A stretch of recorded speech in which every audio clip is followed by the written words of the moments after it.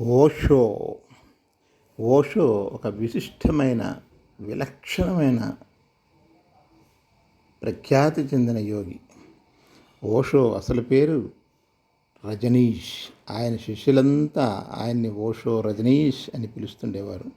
ఓషో అంటే ocean of knowledge, సాగరం అని దాని అర్థం.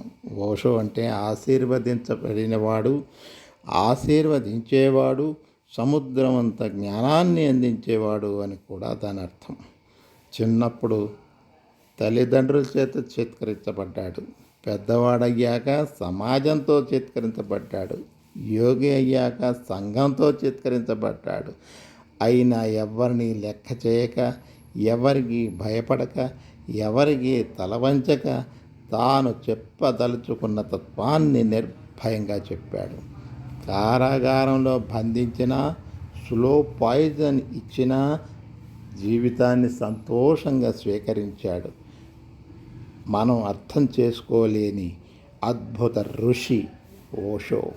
ఓషో గురించి తెలుసుకోవాలంటే ఆయన రచించిన సంభోగం నుంచి సమాధి, వేదాంత ప్రజ్ఞా సప్తసతి, వజ్రఛేదిక అనే ఫేమస్ పుస్తకాలు చదవాలి.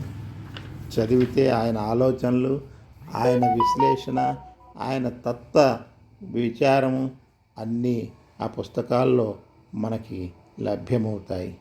ఏ వేదానికి ఉపనిషత్తులకి తక్కువ కాని తత్వాన్ని ఆయన సమాజానికి అందించాడు. ఎన్నో రకాల పుస్తకాలు చదివాడు. అనేకమైన విశిష్టమైన పుస్తకాలు. ప్రపంచంలో అందరి బోధనని చదివాడు. అన్ని అవపోషణ చేసుకున్నాడు. మనం అందరం సత్యకామలం. మనందరికీ కావాలి సంప్రజ్ఞత. దానికోసం మనం చెయ్యని సాధనలు ఉండవు. మరి ప్రయత్నాన్ని మీరు మొదలు పెడితే చాలు అంటాడు. జరగాల్సినవన్నీ వాటంతటవే జరుగుతాయి. జరగకూడనివి ఎవరు తలపెట్టినా జరగవు అంటాడు. ధ్యానం గురించి, ధ్యానం చేసే పద్ధతుల గురించి చాలా విపులంగా తన పుస్తకాల్లో వివరించాడు. Meditation is not an effort against the mind అన్నాడు.